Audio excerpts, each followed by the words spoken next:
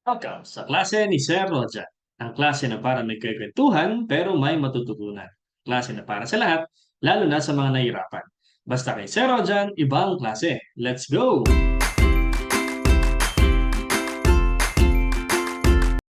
So last video natin, diniscuss natin kung anong ibig sabihin ng job order costing at anong pinagkaiba niya sa process costing. Pinag-usapan din natin last video kung anong ibig sabihin ng cost accumulation system at kung ano-ano ang iba't ibang evaluation methods na pwede gamitin ng isang company. So ngayon naman, part 2 ng ating discussion, iikot yung pag-uusap natin tungkol sa mga documents na ginagamit sa isang job order costing system. So ano-ano nga bang mga kailangan mong minomonitor or yung mga ipe-prepare mong documents kung sakaling merong magpapagawa sa'yo. Assuming ikaw ay isang job order costing system ang ginagamit. Okay? Sige. So bago natin pag-usapan kung ano yung mga documents na kailangan mong i-maintain at i-prepare kung sakaling ikaw ay job order costing system ang ginagamit, ang isang job, yung nagpapagawa sa'yo, ibig sabihin, ang isang job, pwede mong i-categorize siya by stage of production cycle. So job can be categorized by its stage of production level. Okay? So, ibig sabihin, may tatlong stages of production ang isang job. Hindi lang to pertaining, pag sinabi kasing production, it does not only pertain to process costing. Job can also be used for production, no? So, halimbawa, nagpo-produce ka nga ng metal fabrication, depende nga din sa gusto ng customer mo, no? So, merong stages pa din siya kahit na job order ang ginagamit mo. So ano-ano nga ba 'yon? The first stage is what we call contracted for but not yet started. Contracted for but not yet started. Okay? Kumbaga sa basic accounting natin, 'di ba, kapag meron kang contract signing, hindi ka agad siya nilalagyan ng journal entries maliban na lang kung merong advance payment na ginamit or na binayad si customer. Pero kung halimbawa nakipagkontrata na si customer sa'yo, hindi ka pa nagsisimula, that's the first stage of the job, no? And then once you started it, nagsimula ka na, ang tawag na natin dun is in process. Okay? Yan. So, in process. And then, once you completed the job, the last stage of production is stage of completion, no? Or stage completed. Okay? Bawat production stages, kaya natin sinasabi yan, bawat production stages, meron siyang mga documents na nagpo-provide ng information tungkol dun sa job. At yung support, at nagsusupport na sa journal entries na gagawin natin para dun sa job na yon. Okay? So actually itong completed, may dalawa pa yan eh. Pero hindi kasi masyadong ginagamit sa job order costing. Kasi nga, well, itong by concept, meron talagang 4 stages of production level sa job order costing. Yung pang-apat, kasi nga nahahati yung completed sa dalawa. Yung third and fourth stages is yung completed na pero hindi pa sold. Okay? Completed but not yet sold. Tapos completed but sold. And sold. Not yet but not yet sold. And completed and sold. Kaya lang kasi sa job order costing, hindi kasi usual na meron kang completed but not yet sold. Kasi hindi ka naman gagawa kung wala kang customer na nagpapagawa. Okay? So halimbawa, hindi ka naman gagawa ng ganitong klaseng design ng fence gamit yung bakal, no, na kasi nga metal fabrication ka. Eh paano kung walang bumili niyan? Okay, so parang ba, nagawa ka ng kubo, hindi ka naman nagawa ng for the sake lang nagagawa ka eh, kasi baka may bumili. Bibihira kasi yun eh. Paano kung walang bumili? So nasayang yung effort mo. Kaya naman sa jump order costing, hindi na natin siya kinakategorize further yung completed by yung sa dalawa, not yet sold and sold. So the usual case is that firms using a job order costing system, nagpo-produce lang sila ng products kapag may demand, kapag may nag-demand. Okay? So consequently, there's no need for an inventory of finished products. That awaits sale. Kasi nga, hindi ka naman nagpo-produce kung walang nabili sa job order costing. Hindi katulad ng process costing, whether may bumili or wala, may nag-order o wala, tuloy-tuloy ka lang ng production kasi nga, mass production ka naman talaga eh. So, ayan, tatlong stages ng production sa job order costing. Contracted for but not yet started, in process, and then completed. So, punta na tayo ngayon sa mga documents na kailangan nating i-maintain, no? Na nagpo-provide ng information tungkol sa ating job. Okay? So, ano nga ba yung mga documents? Meron tayong mga sample niya na ginawa. So, the first document is what we call the job cost sheet. Yan. The job order cost sheet. Ayan, nawala yung order. Job order cost sheet. Okay? So ito yung source document na nagpo-provide ng halos lahat ng information tungkol sa particular job. So kumbaga dyan yung nakasummarize lahat ng nangyayaring kagastusan sa bawat stage or sa bawat process. Kung halimbawa marami kang ginagawa, no? Halimbawa, yung job na yon dumadaan sa tatlong process. Kahit na may process siya, pero iba-iba naman yung ginagawa mo, still job order pa din yon. Halimbawa, yung metal fabrication, dumadaan sa first process. The fabrication, dumadaan sa installation, dumadaan sa finishing. So meron ka pa ring mga stages of process of production na ginagawa. Pero magkakaiba kasi yung ginagawa mo kaya hindi siya process costing. Right? So virtually lahat ng information financially tungkol sa particular job ay makikita mo dyan sa job cost sheet. So isa siyang source document, okay, that provides financial information about a particular job. So dito mo din kasi makikita kung ilang materials na ang nagamit mo, magkano yung nagastos mo sa materials, magkano na yung binayad mo sa labor, magkano na rin nagagastos mo sa overhead. So makikita yan lahat sa job order cost sheet. Okay? Yan. So example natin, pakita natin dito. Meron tayong sample format, no? Ayan. So ito yung example ng job cost sheet.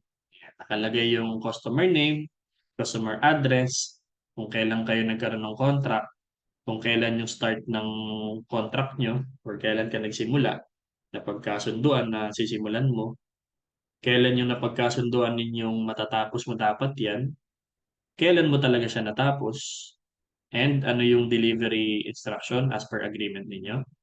And then this is very important. What job number are we talking about? Kasi, sabi ko nga sa last video natin, ang may tatlong inventory tayo, no? Klase ng inventory.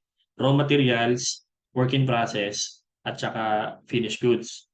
Pag nagsimula ka na ng job, magpe-prepare ka na ng job cost sheet. Tapos dapat yan ay may work in process na kasi nagsimula ka na eh. Itong work in process, isa siyang general ledger. General ledger yan. Okay? Ngayon, paano kung marami kang job na sinimulan? So, bawat isang job, may subsidiary level yan.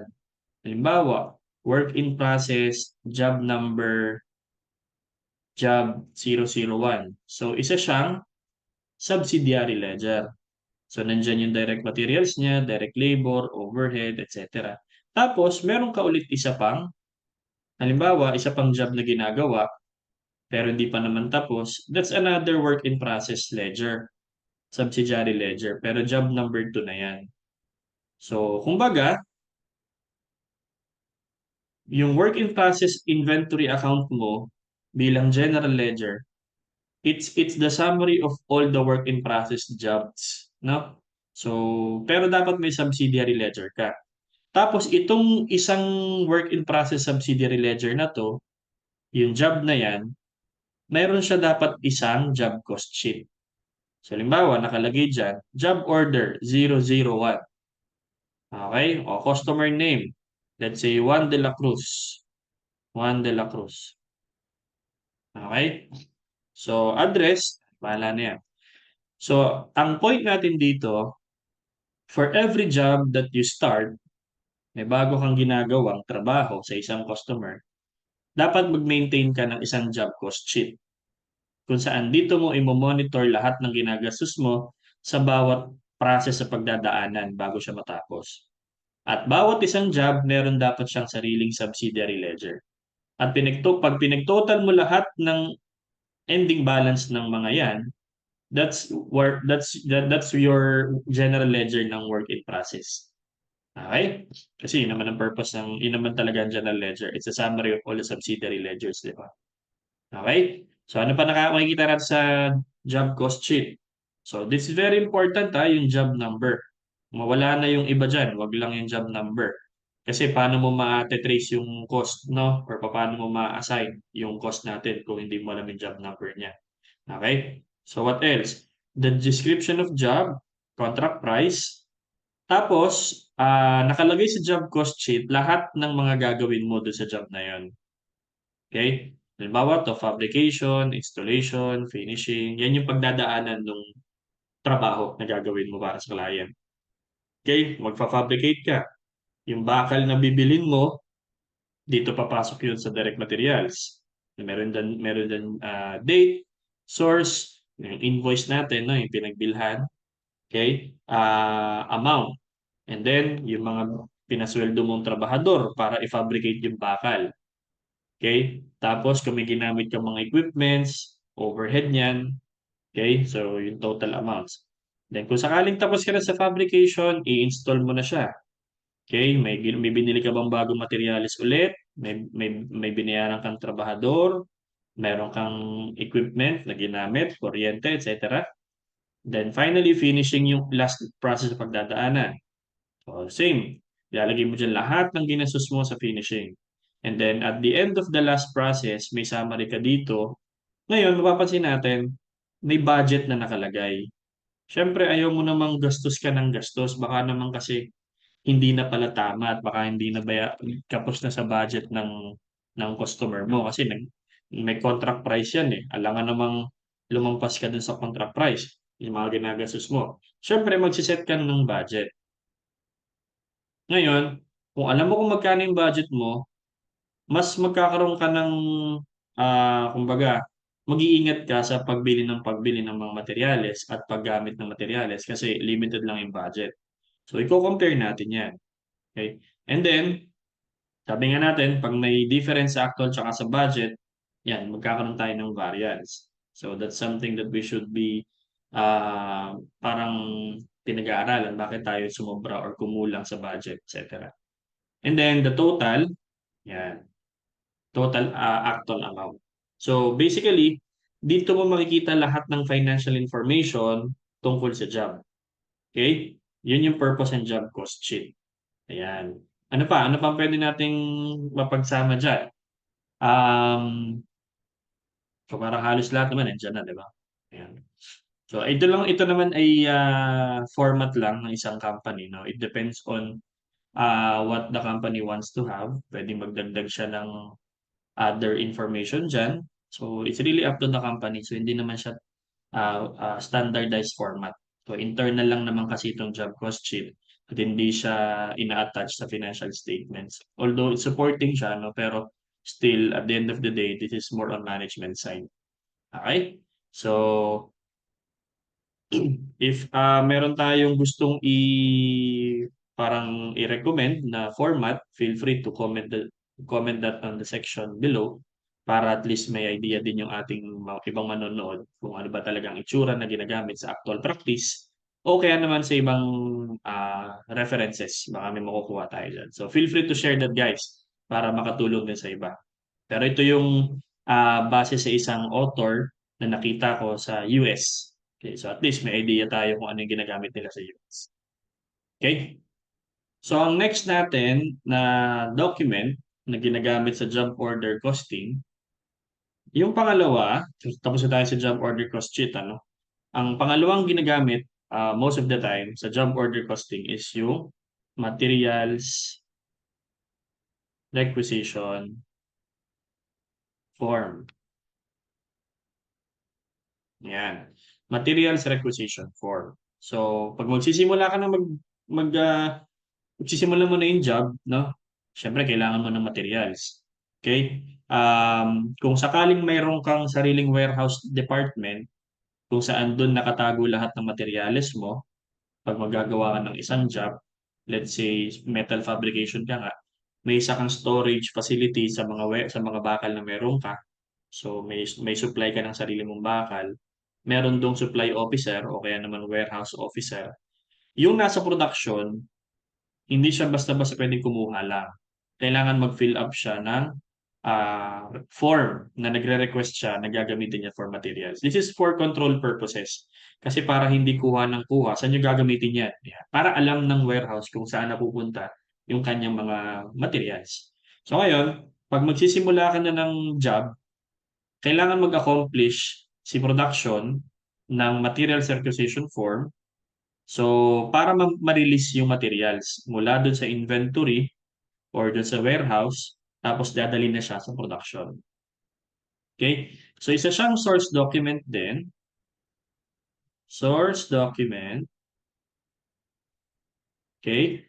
Na pinapakita niya yung types and quantities of material na gagamitin sa production para magawa yung job. So, source document that indicates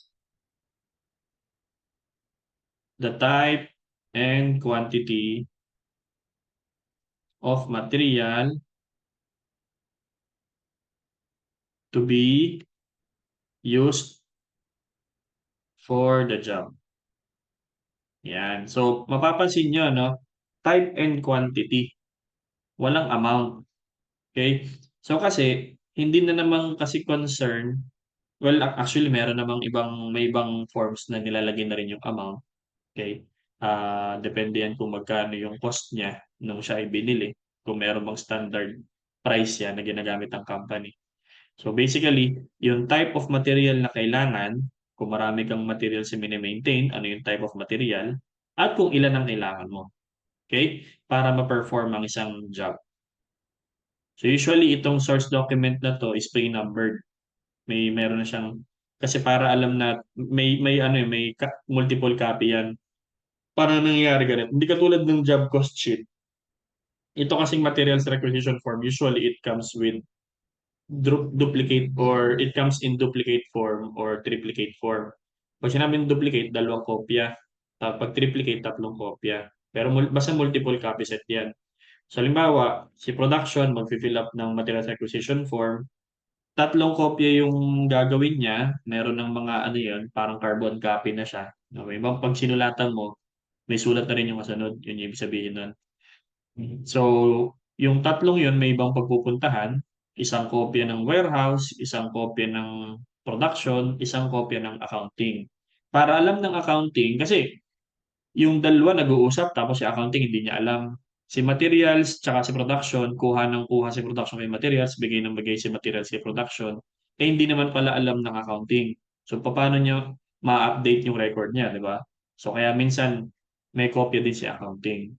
So, pag nag-request si production, may iwan yung isang kopya kay materials or kay warehouse para ma-update yung kanyang record, magkakaroon ng kopya si production as proof na siya ay nag-request, magkakaroon ng kopya si accounting para ma-update niya rin yung kanyang record.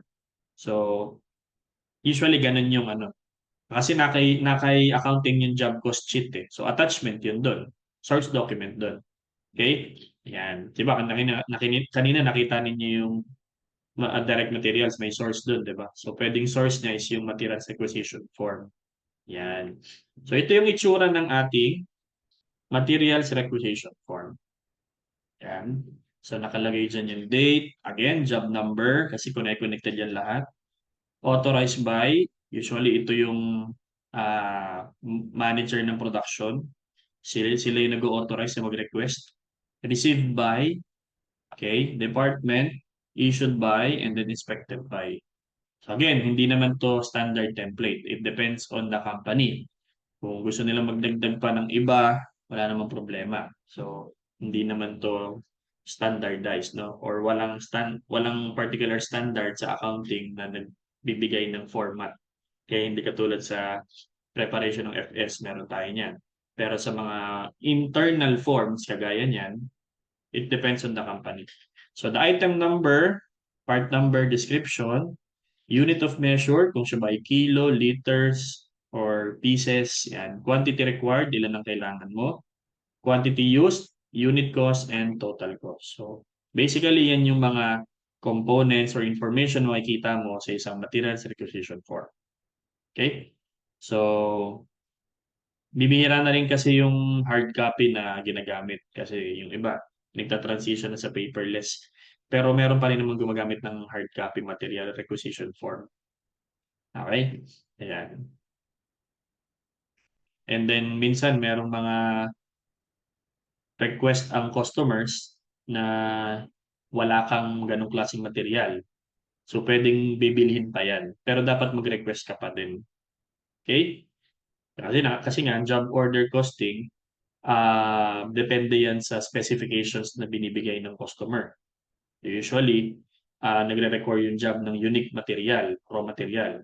So dapat hindi mo muna dapat bilhin yung raw material hangga't hindi pa okay yung contract kasi baka may mabili ka ng bili, hindi pala natuloy yung contract. So dapat ah, ano muna, na-finalize na yung contract. Okay? Yan. And then i-update naman ngayon ni accounting yung ledger nung raw material inventory. At yung raw material inventory, kung meron kang maraming klase ng raw material, papasok ulit tayo sa general ledger, may subsidiary ledger ulit dapat yun. Okay? Hindi pwedeng tigigisang general ledger yung bawat raw materials kasi madami yun. Dapat subsidiary ledger backup yun. May isa kang raw material inventory na mini-maintain, which is yung general ledger mo. Tapos may subsidiary ledger ka pa ng iba't ibang raw materials. Okay? Ayan. So, next, punta tayo sa ating last form na ginagamit sa job order costing. So the last one na i-discuss natin is yung employee timesheet. Employee timesheets. Yan. So kung yung materials acquisition form is all about the materials, ito namang employee timesheet is referring to the labor. Labor time. Yan. Ang employee timesheet, pinapakita niya dito kung anong job ang tinatrabaho ng isang empleyado. Okay? At kung ano yung labor time na nakokonsume niya. Okay? So again, employee timesheet indicates the job indicates a job on which each employee works on. Kumbaga, bawat isang employee may timesheet silang kanya-kanya. Okay? At dun sa employee na yon, nilalagay niya sa employee timesheet kung anong job yung tinrabaho niya. Okay? So at kung ilang oras yung ginugol niya doon. Okay, so halimbawa, pakita natin yung template natin. Ito yung example ng employee timesheet. Let's say ako, name ko, Rojan. Yan. Ako ay may ID number na 1, 2, 3, 4, 5, 6. Ako ay sa department ng fabrication. Yan. Ilalagay ko kung ano yung job number na ginagawa ko dito. Week ending, let's say, ano ba ngayon? July 20, ano ba yung Monday ng July? 29. July 29 to August 2. Yan.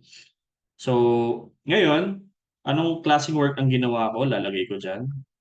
Job order, let's say, nanggawa ko dyan, 001. Tapos 002 na yung kasunod kasi tapos na ako doon. Pumunta na yung 001 sa kasunod na process. Nagsimula ako 8, nagtapos ako 5, Monday yon bibilugan ko. So, 8 hours ko siyang tinrabaho. Parang ganyan lang siya kasimple. Tapos pipirmahan ko siya diyan. Yan. Ipapapirma mo in case may overtime lang. So, hindi mo kailangan papirmahan yan kung wala namang overtime. So, ang purpose natin para makita natin kung gaano katagal natapos ang isang job ng isang empleyado. Kasi nagbabayad tayo ng sweldo eh. So, that's still the labor cost. Okay? Ang timesheet ay reliable lang yan kung mini-maintain siya currently as the day progresses. Kasi kung hindi agad yan na-fill upan, tapos ilan nga ba ang aking ginawa doon? Nakakalimutan na. So, yung timesheets ay most reliable yan if the employees keep them current as the day progresses. Okay? Hindi pwedeng, ay, sa Friday ko na-fill upan yan lahat. Sasabay-sabay ko na. Mahirap yun. Kasi mag-iisip ka, paano kung mali yung naalala mo? Okay? Yan. So, usually, may mga barcode pa nga yan eh. Yan. So, at least malalaman natin dito talaga yung accuracy ng information. Kung ilang oras ang inabot para matapos ang isang job. Okay?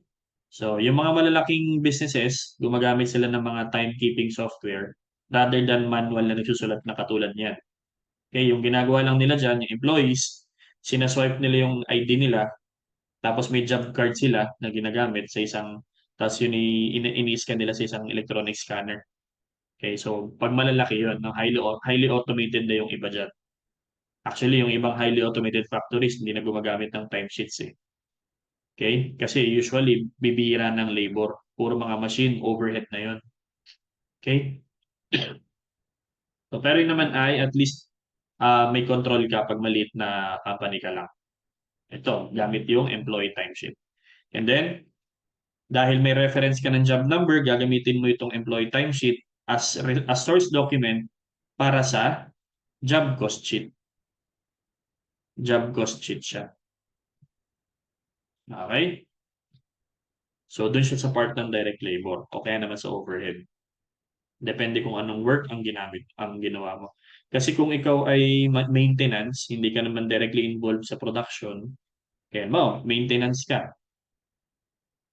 Still, source document yan ng job cost sheet, pero hindi ka na papasok sa direct labor. Kasi hindi ka direct labor, indirect ka dahil maintenance ka. Papasok ka ngayon sa overhead column. Doon ka ilalagay yung cost na ginawa mo dyan or yung information na nilagay mo. Okay? So, yun. Basically, yun yung ating employee timesheet. Yan. So far, balik tayo sa ating mga napag-usapan. Meron tayong 3 documents na ginagamit. Majority on the job order costing. Pero hindi lang ito ha. Meron pang iba pa. Pero ito yung kadalasan dapat meron. Job order cost sheet, materials requisition form, and employee timesheet. Actually, meron pang document na ginagamit for overhead, pero wala tayong template na nagawa dyan. So, kung isa-summarize natin yan, gawa tayo ng bago. Sa-summarize natin yan, halimbawa, bibili ka, raw materials purchases. Raw materials purchases. So, anong documents ang kailangan mong i-prepare dyan? Materials requisition form. Okay? Materials requisition form. Okay? Ilalagay mo yan sa job cost sheet kung sakaling gagamitin mo na. Okay? So, si job cost sheet, job order cost sheet. Okay? Yan. Tapos, yung direct labor naman, direct labor, makukuha mo yan sa employee timesheet. Employee timesheet. Yan. And then, di ba, nagbili ka dyan. Nagbili ka ng raw materials. Natanggap mo na. Natanggap mo yung order. Receipt of order. Yan. Pwedeng ilagay mo rin yan doon sa job cost sheet. Doon sa job order cost sheet, di ba nakalagay natin dito yung actual na direct materials mong ginamit yung actual na direct labor mong ginamit. Assuming normal costing tayo dito, normal costing. Kung medyo nalito ka, ano ibig sabihin ng normal costing, panoorin mo yung last video natin. Okay? And then yung applied overhead. Okay? Ito ngayon yung bumubuo ng work in process inventory mo. This supports your work in process inventory, yung job cost sheet mo. Okay? Then yung applied overhead, nakalagay na rin dyan. May sariling document siya, pwedeng may sariling document. Okay? Iko-compare mo yan sa actual overhead. So magkakaroon ka ng comparison dyan para at least alam mo yung discrepancy kung ikaw ba ay favorable or over or under applied. Over or under applied. Okay? Pag-uusapan natin yan. And then kung sakaling tapos na itong work in process inventory, yan, pupunta na siya sa finished goods inventory. Okay? Yan. Or directly, punta na ng cost of goods sold. Tapos, punta ka na ng, or directly, cost of goods sold. Okay? Ayan. So, this is the documents and cost flow of job order costing. Yung susunod nating video, magkakaroon tayo ng comprehensive job order costing situation na mag-journalize na tayo. So, at least alam nyo na kung ano yung flow of cost and the documents prepared under job order costing system. So, hanggang dito na lang muna tayo, no? Hopefully, nakatulong ako sa inyong review about job order costing. So, last video natin, yung part 3 na, no? Huling part na ng ating discussion tungkol sa job order costing. So, yun lang muna at ingat kayo palagi at good luck sa inyong mga ginagawa. At kayang-kaya ninyo yan. So, yun lang. See you again sa next video natin. Bye-bye!